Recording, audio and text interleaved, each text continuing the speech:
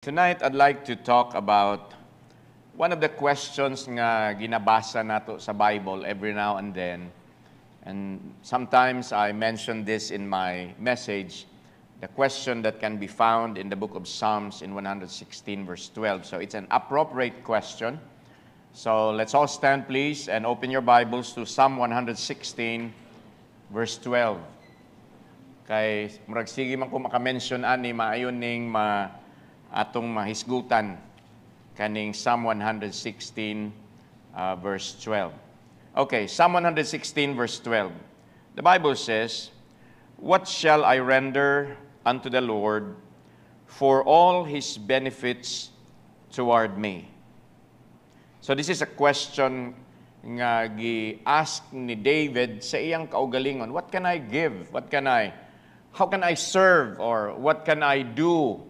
Because of the grabe yung kaayo mga benefits, mga grasya sa Ginoo, things that I don't even deserve, and yet the Lord find it fit nga ihatag niya sa ako. So, what can I give in return? So, I believe this is a very appropriate question, not only for David, but for everybody who really loves the Lord. Pag-ampot, Father in heaven, thank you for this evening. Thank you, Lord, for your graciousness. Salamat Ginoo sa imong kamaayo. Salamat Lord sa akong mga igsuon nga niya dinhi. Na ako'y mga igsuon Lord nga nagabiyahe karon, they are out of the country, out of town. Ikaw Lord palihog magpanalipod kanila, and thank you also to those who are watching online. Some of my brethren are not feeling well. I pray Lord that you will touch them Lord with your healing hands and bless the medicines that they are taking. Para nga maayos sila, Lord. I pray, Lord, for comfort sa family nila ni Ma'am Lynn. Ikaw, Lord, maghatag sa peace that passeth all understanding. Tonight, Lord, as I speak to your people, tagai ko, Lord, og wisdom palihog, tagai ko, Lord, og humility also. And, Lord, I pray that your name will be glorified tonight. I pray, Lord, for Brother Nat Garcia, who is flying to Manila in a while. Ikaw, Lord, magprotect sa iya. Allow him to land safely in Manila, Lord. Daghang salamat, Lord, in Jesus' name. Amen. Thank you, and please be seated. Kaning Psalm 116, this is a very nice nga chapter of the Bible, and this is a beautiful testimony of a grateful heart. If you read from verse 1 up to the end in verse 19, makita nimo dinha ang kanang nindot kaayo ang kaning gina-expound sa psalmist, kay grabe gyud kamaayo ang Ginoo. So again, this is a beautiful testimony of a grateful heart, a heart that is thankful, and a heart that is quick to recognize nga kani blessing ni sa Ginoo, kani gikan ni sa Ginoo. And by the way, we should be quick to judge nga or to realize nga these things come from the Lord. Kay tanan baya nga butang nga maayo iya biya sa Ginoo. Di ba? Every good thing comes from above. That's what the Bible says. And that is why, mga kaigsunan, this is also the testimony of a good steward. And this should be the testimony of every sincere believer who has lived long enough to experience the graciousness of the Lord. I believe kamong tanan makaisultigid mo nga maayo man gyud ang Ginoo. Kay wala man gyud na dautan ang Ginoo bisag kaisa, di ba? And so, as we have lived our lives, I believe all of you have experienced kung unsa gyud ka maayo ang Ginoo.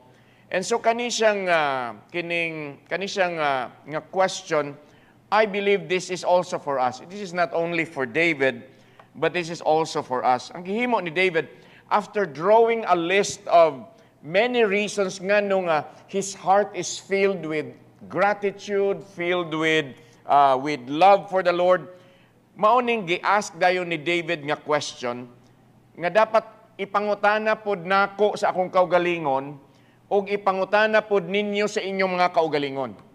So, what shall I render unto the Lord for all His benefits toward me? You should also ask that question, because I believe it's not only me who benefited from God's grace. Everybody here, everybody who is listening to me online has benefited from the grace of God. And you should ask this question. With ka na bang sincerity ba? Unsa man gyud ang akong kabaw sa Ginoo? Sometimes we would say, unsa man may akong ihatag sa Ginoo when He has everything? Ano? Mao na usahay nga, unsa may mahatag nato kang brother so and so as a gift, ni sister so and so as a gift, because she has everything, he has everything. And of course, with the Lord God, He has everything. But mga kaigsunan, please understand and realize na we are not saved just for heaven alone. As I have explained that before, kay kung ang kaluwasan para lang nga malangit ka, pagdawat nimo kang Jesus Christ nga tinud-anay, mawa din kaning kalibutan na adto na kaglangit. But no, God did not save us just for heaven alone. God saved us to serve Him, so that others also will see the light. God saved us so that we can also let our light so shine before men, so that the people around us, people we interact with every day, atong mga friends, atong mga colleagues sa opisina, kauban nato sa trabaho, atong mga relatives, atong family members, people who are around us or in our sphere of influence would also hear about the Lord Jesus Christ and also see the difference in our lives tungod sa gihimo sa Ginoo sa ato. So mauna mga kaigsuunan, if you are saved, you should ask this question. This question should be a personal question. Dili ning maayong ko nga, unsa may mahatag ni, unsa may ma-render ni Brad Binayon kay gibless gina siya sa Ginoo, unsa may dapat niyang himon? That is not for me to ask. Okay? I should not say, unsa may i-render dapat ni Brother Tommy unto the Lord because gibless na siya sa Ginoo. Mga igsoon, this is a question nga personal. Mangutana ko ani para sa akong kaugalingon. Brother Ruben Binayon will ask the same question for himself. Brother Tommy Peñaloga, so on and so forth, will ask this question for himself, for yourself. Do not ask for anybody. Kaya usay manggod kita manggod kanang kung maigo ta sa wali mayon ta nga naigo ko pero kung niya pa to sa Brad Titing, igo gitug maayo ba? Niya pa lang to si Brad Bibot, si Brad Billy din igo gito. Ing ana ta. Instead nga atong i-personal. So this is a personal question. And then this is also a present question. This is not for tomorrow. This is not for yesterday. Of course, we cannot do anything about yesterday.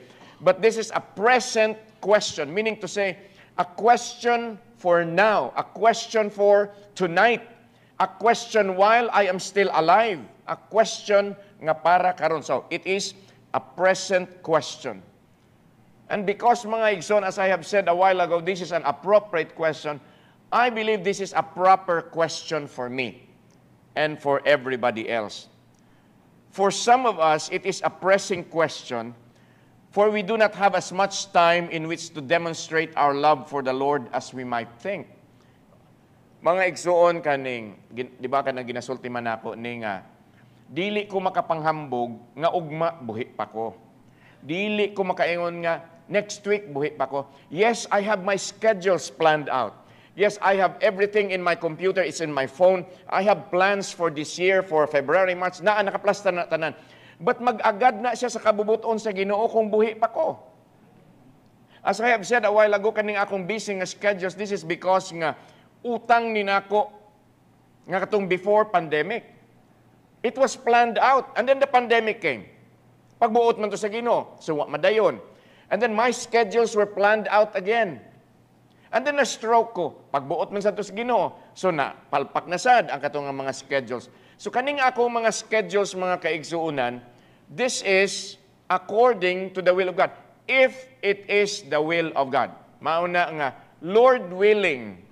Mo bitaw mga kaigsuunan, kung magplano mo, i-appeal gyud ng Lord willing. Manglarga mi pastor sa Amerika, Lord willing. Ana. Okay? So mga kaigsuunan, we do not have as much time as we think na mayong ko nga, grabe man gid ang pag-bless sa Ginoo sa ako, pero sa sunod simana na lang siguro ko mga lagad sa Ginoo, or kanang sugdan na lang siguro nako ning akong pagbaw sa kamaayo sa Ginoo next month. Mga igsoon, you don't know your tomorrow. That is why nag-ingon ko nga, in which to demonstrate our love for the Lord as we might think, because we do not have as much time. Okay lang siguro kung guaranteed yun na nga you will live for another 20 years. Yeah, okay, I have 20 years. So pwede na siguro kung mag-relax na sa ako karon, di lang sa ako mangalagad sa Ginoo niya. After 5 years, pagka 15 years, mangalagad na ko sa Ginoo. But we do not have that luxury of knowing I will still live 20 years. I don't even have the luxury of knowing if I'm still alive tomorrow. So while we do not have enough time as we think, then dapat mga kaigsunan, it is a pressing question nga, kanus pa man kamubaw sa Ginoo? Kanus pa man kamuhatag og mugibak sa Ginoo? Ay kung ingna kung unya na kung matiguang pastor, unya og na-paralyze na ka, so may mahimo mo. O di ba? Unya pastor kung ay mga igsoon. Ang question ba, kanus pa man di ay kamubaw sa Ginoo? And so that is why I said it is a pressing question. It's a personal question. It is a present question. It is a proper question, and it is a pressing question for the simple fact that we do not know how much longer we can live in this world. Mo nang ginaingon na ako nga, while I still have the voice, I will preach. While I still have the strength, I will serve the Lord. Because one day, mga kaigsunan, maparihar ako ni Pastor Jovito nga, di na ko halos katingog, nang saan ako pag-preach. O di ba? Muabot ang time nga di na ko kalakaw, di na ko kalihok, luyan na ko kayo. So how can I serve the Lord nga katong gusto na ko i-serve? Karon mga kaigsunan, mintras makatingog pa ko, mintras maayo pa ang akong panlawas, salamat sa Ginoo nga gitagaan ko sa Ginoo good health after that stroke 2 years ago. Mga igsoon, it's high time for me to realize that it is a pressing question. When am I going to give back to the Lord? When are you going to give back to the Lord? And so what can you give back to the Lord, mga kaigsunan? What shall I render? Number one, we can give our Lord our faith. Oh yes. In Hebrews 11 verse 6, nag-ingon ang Bible, but without faith it is impossible to please Him. Dili malipay ang Ginoo kung wala kay salig niya. Okay? For he that cometh to God must believe that He is, and He is a rewarder of them that diligently seek Him. You know, there are many aspects of life nga kinahanglan og faith. Abi na to, ang kanang faith para na sa kaluwasan? No. Faith in God to supply our needs. Mabitaw na nga, mayroon nga, okay, I challenge you to give to missions. I challenge you to give to the Lord. Give your very best to the Lord. Unya, pastor, saan na ako ning among budget? Kana, you need faith. You need faith. Pero mga igsuon, kamo ba? Daghan din giver gyud sa Ginoo. Kanus aman mo nagutman? Was there a time nga naglisod mo financially because you were giving to the Lord? Ask yourself. Was there a time nga nagkakandarapa ka kay unsay akong ibayad sa bills because you were giving to the Lord? Probably you are like that because you're not giving to the Lord. Because dili na masayop nang giingon sa Bible nga give and it shall be given unto you. It takes faith, mga kaigsunan. And it is insulting to God nga dili ka mohatag og faith niya. You put your faith sa Ginoo when it comes to salvation. Yes, I believe in the Lord, Jesus Christ. Lord, come into my heart and save my soul. Nalipay ang Ginoo din ha. Pero sa area of financial nga area sa kinabuhi, murag wa gyud ko'y pagsalig sa Ginoo nga mo provide ang Ginoo. Mga kaigsunan, insulto na sa Ginoo. Unya dili malipay ang Ginoo. Unsa man is June nga. Maay ra man siya mutuo sa He has enough faith in me that I can give Him eternal life, but He does not have enough faith in me to supply His needs. Ihatag man gani sa Ginoo sa ato ang langit. Tagaan man ganito sa Ginoo og eternal life kana na bang daily needs. Your daily needs is a very, very small thing compared to eternity nga gihatag sa imo. It is a small thing, mga kaigsuunan, compared to salvation of your soul from hell. I am supposed to be in hell. Pero gikuha ko sa Ginoo sa hell, ipadong ko sa langit. Kana mga kaigsuunan, dako kay nakabutang ikumparaan ng imong adlaw-adlaw nga panginahanglanon. Okay. Kaning, when we flew to Manila last week, when we were pag-ingon sa pilot nga, in 5 minutes we're going to start our descent. So, ma-feel magini mo ng pagbaba na sa aeroplano, grabe na nga turbulence. Kung sa mga ingon, clear weather ang Manila o niya. But every time, mga kaigsuunan nga, mo mag-ingon ana na, mag-uyog-uyog ng aeroplano, yes, I pray. Okay, Lord, allow us to land safely. I always pray that prayer. Lord, allow us to land safely. At the same time, mga kaigsuunan, I have faith in the pilot. I have faith in the pilot. Mabitaw na mga kaigsunan kung nang mugawas na sa aeroplano niya na ang pilot magtindog sa may pertahan sa iya sa cockpit. Mga nga, thank you for a safe flight, Captain. Thank you for a safe flight. I have faith in the pilot. Pero muna mga kaigsunan, dapat ang atong faith sa Ginoo should be comprehensive. Dili nga sa kanila nga area ang akong faith. If you want God to be a happy God in your life, dapat in all things, naa kay pagsalig sa Ginoo. For us either to neglect or to refuse to trust the promises of God is both to insult our God and to deprive ourselves of the blessings of God and of the activity of God in our own lives. You see, mga igsoon, nothing amazing will happen in the life of somebody who does not believe. Ako I believe, mga kaigsunan, in the impossible. Because God is the God of impossibilities. For with God, nothing shall be impossible. So, I believe the impossible. That is why I experience the incredible. Kaya nga naman, ang Ginoo ra ba ay capable, ana? It has nothing to do with me. It has everything to do with the Lord. So kung naa ang imong faith sa Ginoo, mauna nga makawaw gyud ka every now and then nga, wow, grabe Lord. Grabe nimo Lord, oy. Oh.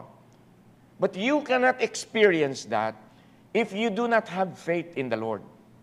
Mayra kay tamo kantaan ng faith in God can move a mighty mountain, but then we are not applying it in our lives. We may apply faith in God in some areas, selected areas of our lives. Kani, na ako'y faith sa Ginoo, pero kaning duha ka areas murag, alanganin ko ba? Mga igsuon, ayaw ana. Nagkulang ba day ang Ginoo? Is God powerful enough to provide your needs? Of course, He is. Kuwang lang kag pagtuo. Mauna, nga dili ka muuli sa tithe usahay. Kay, usaon na lang na ako ning among budget, mga igsuon, ayaw gyud na, og ana ang Ginoo. If you have not experienced kana bitawng, grabe gid bitaw nga blessing, it is because you are not exercising faith in the promises of God. In some of His promises, you have faith. Behold, I come quickly. I will come again. Oh, you have faith in that. But you do not have faith in I will supply your needs according to His riches in glory by Christ Jesus. You do not have faith in that. That is why, mga kaigsunan, when it comes in the issue of finances, gakandarapa, takay nga naman, wala kay salig sa Ginoo. Try it, mga igsoon. And then if God will not provide your needs, if God will not provide your financial needs, kung dili na tinuod mga igsoon ng gisulti sa Bible, ing na kung bakakon ko. Say it to my face. Bakakon mga pastor. Yeah. Mauna mga igsoon, we can give our Lord our faith. Okay man nang naatay faith sa uban nga mga bagay, pero what about the others? What about the other areas in life? If we would praise Him and demonstrate our love, we must trust Him implicitly. In other words, completely and totally. Dapat ang akong trust din na sa Ginoo, ang akong faith sa Ginoo, complete gyud. Kung pizza pie pa na, the whole pie, it's not just a slice. Dapat tibuok yun, mga kaigsunan. Turn your Bibles, please, to the book of Romans chapter 4. Romans chapter 4, verse 20. And in the screen, it's only 20, but let's continue to 21. Ingon sa Bible, this is about Abraham. He staggered not at the promise of God through unbelief, but was strong in faith, giving glory to God, and being fully persuaded that what he had promised, he was able also to perform. So, sa ibot pasabot, anak mga kaigsunan, you see, the Lord, si Abraham o si Sarah, walay anak. Di ba? You know the story. And then, nag-promise ang Ginoo nga tagaan taka og anak. You will be the father of many nations. Mao nang gi-promise sa Ginoo kang Abraham. And that promise was given to Abraham when Abraham was already 75 years old. And the promise was fulfilled when he was 100 years old. 25 years later. Abraham was intelligent, mga kaigsunan, and he knew that he was past his prime. Humanly, dili na siya makapaanak. Katiguang na siya kaayo. And yet, ingon sa Bible, he staggered not. In other words, he did not waver in his faith. Kay nag-promise man ang Ginoo. Humanly, biologically, or anatomically, dili na gyud pwede. Pero kay ang Ginoo man nag-promise. Mo nang giingon sa Bible, wa gyud siya mag-waver sa iyang pagtuo. O kita mga kaigsunan, can we have that kind of faith? You look at your finances, it's humanly impossible gyud. Dili gyud pwede nimo, di nimo ma-reconcile gyud bisag kang kinsa mga accountant dili gyud ma-reconcile ang imong finances. So in other words, humanly it's impossible. But because God promised to supply your needs, but because God promised that if you give, it shall be given unto you. Unsa man mga kaigsunan, do you have a kind of faith that will not waver? Mga igsoon, ask yourself. Kay maayo kay kumut, what shall I render unto the Lord? Okay, I will give the Lord my faith.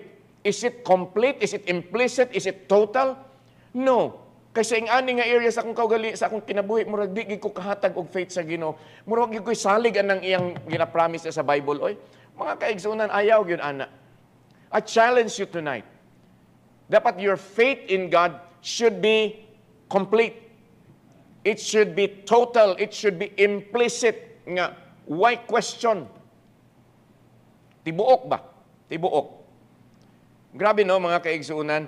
He held fast to his faith. Kay numdum ko mga igsuon nga, one of our youth leaders in Iloilo, si Brother Dudong, pag nagbakta siya pagawa sa church one time, one evening after church, gidunggab siya, yung likod, bagiana. Pag gawas, nay nakakita, nay siya nga. Pag katunay taong na siya gilabyan, nay siya nga, so tutahanan, nanumbag man. Ano ba? Ingnan na siya nga, nay kutsilyo sa imong likod. And so, he was brought to the hospital. Kami din sa church, we gathered. Daghan pa man mi sa church at that time. We gathered and then we prayed for Brother Dudong. And then, later we learned nga, nag-ingon ang doctor, you cannot walk anymore. Kaya naigo ang somewhere sa iyang spine. You cannot walk anymore.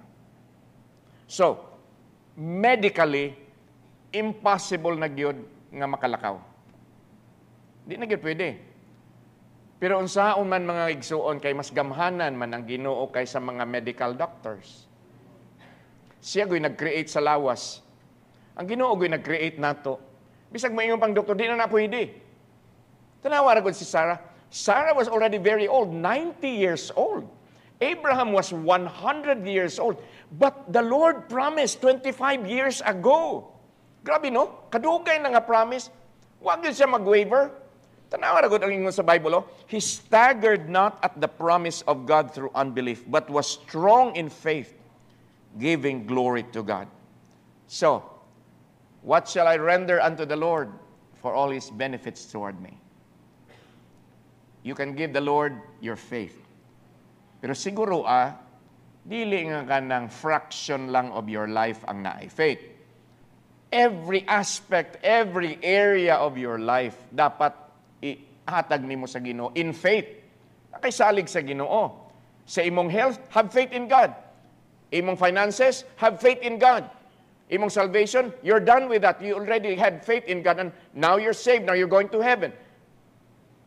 And ang imong protection, have faith in God. Mauna mga igsoon, we can give God, we can give our Lord our faith. Number 2, we can give our Lord our love.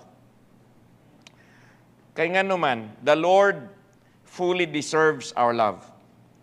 The first and greatest commandment requires that we love the Lord supremely, meaning to say, wa na'y mulabaw sa Ginoo and without reservation. Okay. But for many Christians, they cannot love the Lord supremely because according to them, Pastor, I don't have time to be in church. Oh, mga igsuon. What if God doesn't have time for you? Mag-pray ko nga, Lord, ayo ako, Lord, sakit kay akong ngipon, Lord, sakit kay... May nga Ginoo nga, ay sorry John, kay busy pa ko, kay nag-atiman pa ko kang mga ubang mga members sa church, kay napon sila yung mga needs. Murag wa ko'y time para nimo karon. What if, no? Maging ana ang Ginoo, no? May gani, diling ana ang Ginoo. Kay namdam ko ni Pastor Hubito ito nga, English Papa nga, salamat mo, dili akong Ginoo. Kaya kung ako'y Ginoo perting luoy yun. Bitaw mga kaigsuunan, no? The first and greatest commandment requires that we love God supremely and without reservation. The book of Matthew, please, chapter 22, verse 37. Jesus said unto him, Thou shalt love the Lord thy God with all thy heart, with all thy soul, and with all thy mind. So, it's not only faith, mga igsuon nga, i-trust yun nato ang everything sa atong kinabuhi, pati day ang atong gugma. Dapat in every aspect of life, in every area of life, dapat naatay love sa Ginoo. Kagrabe, no? Kanang sweeping ba? Kanang sweeping and kanang reaching to every part of our being. If we were to enumerate the many ways in which God has demonstrated His love for us, as the psalmist did, we would find Him to be altogether lovely. I believe the Lord is lovable, very lovable. I believe the Lord deserves all our love. Pero mga igsuon, there are many times nga dili ta kahatag sa atong love sa Ginoo. Pero suwayi ragod, i-enumerate daw. Basaha ragod ang Psalm 116 when you get home, and then try to apply it in your life. Nga I believe mga igsoon, kung ang dagat ink, onya ang kalangitan papel, kuwang pa na mga igsoon nga isuwat nimo in small letters kung unsa ka maayo ang Ginoo. I forgot the verse in the Bible. There's a verse in the Bible nga, it will not be enough to write the goodness of and everything good nga gihimo sa Ginoo. But mga igsoon, dapat ang atong gugma na sa Ginoo, we would find it impossible not to ask the question contained in our text because God is so lovable and we should find it easy to love Him. Is there a reason for you not to love God? Kung panunggod ang imong kaugalingon, murag mainga, may rason, kay maayo man ang Ginoo gyud. O di ba? Is there a very small, a tiny reason for you nga mo ingon ka nga, dili man lovable ang Ginoo? Or naabay gamay lang kaayo nga part sa imong kinabuhi nga wa ka gilab sa Ginoo? Ay mga igsuon, grabe oy. Grabe. Ako mga kaigsuonan, these past months, I have been receiving after blessing, after blessing, after blessing. And then I would ask myself, what did I do, Lord? What did I do? What did I do for me to receive this? Ako'y blessing nga kaning. Isa pang hambog ka nang. Na-shock manggog ko. Last Sunday evening, I was given a big paper bag na naka-cover og plastic. O niya, Pastor, merong nagbigay sa iyo nito. Kung oh, wow, thank you. Sino? Basta merong nagbigay. No, kibaw ko isang hatag. Pag abot na mo sa Manila, pag nanami sa hotel, kung unsa man na, abri na Russell. Ang 99% para kang Russell. Ay mga unsan to nga mga lotion, mga sabon, may bag o niya. Nindot. Ang ako gamay ra gyud kaayo. It's a wallet, but it's a Louis Vuitton. Ko, nakoy Louis Vuitton. Pero So sa isoda ko, kasi 20 o 50 ra isoda. But I have a Louis Vuitton. Ano bang, what did I do? I just preached the word of God and then somebody gave me that. Huwag ko nangayo. Kung ako, bisag dapo ko'y kwarta, di po kumapalit, ana. Oy, kay mas ganahan ako tong humok. I would prefer a pack-safe wallet nga, where my cards will be safe, where my passport is safe from infrared nga unsa na din ha, or kanang, basta na RFID protection. I'd rather have a wallet, which is way cheaper compared to Louis Vuitton.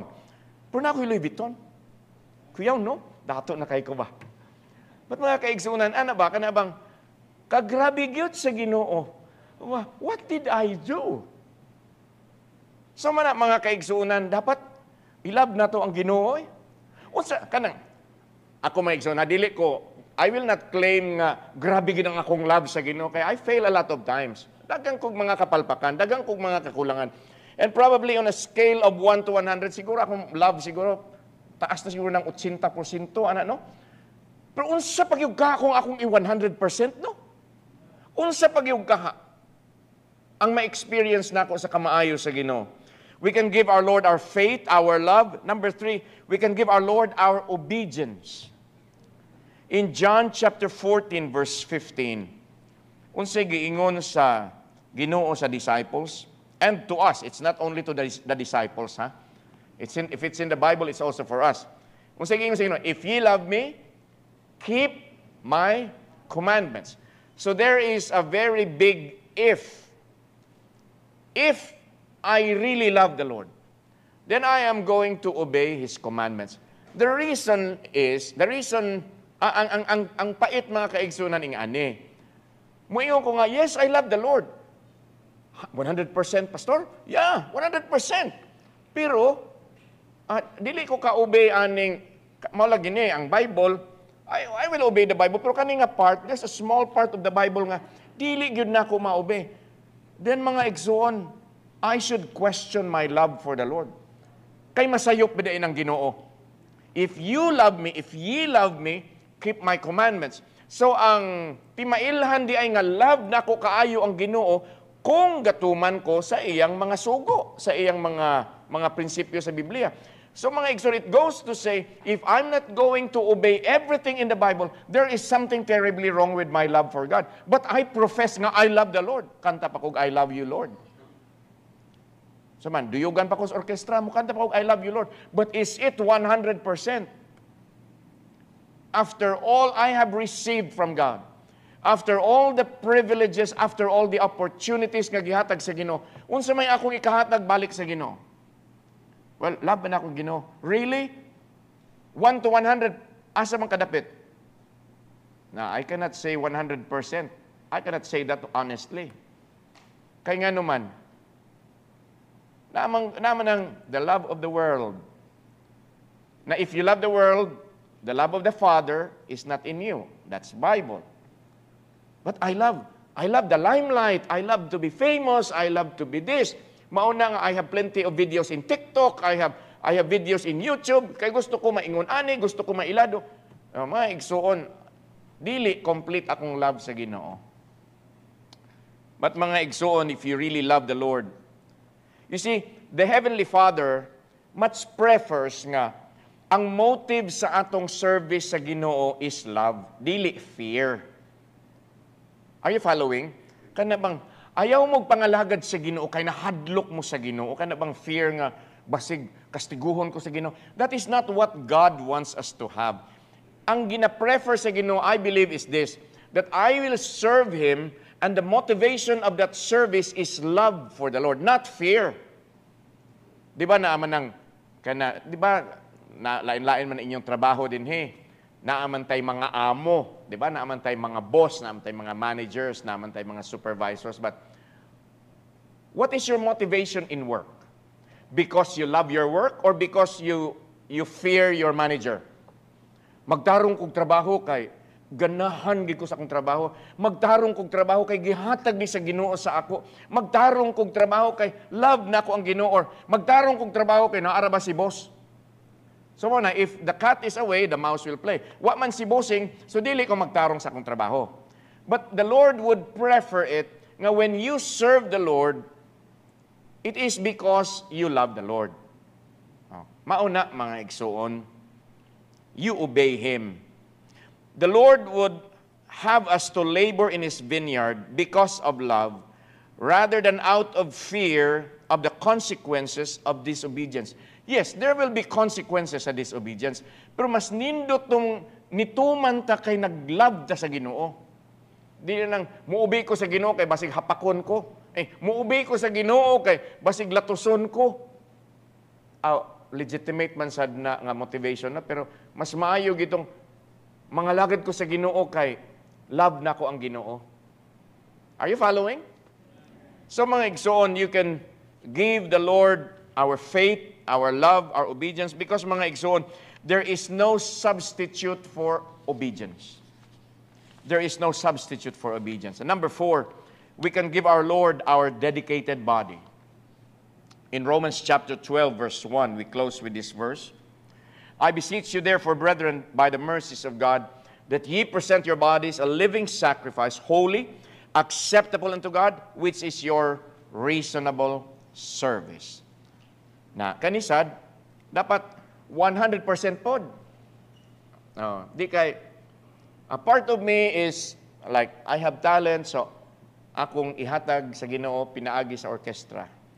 Paggawa sa simbahan, lahi na pod, i-offer na pod nako dito sa gawas. Ayaw mga igsoon. Dapat ang atong body, ang atong talent, whatever we are, unsa man kadinha, dapat dedicated to the Lord.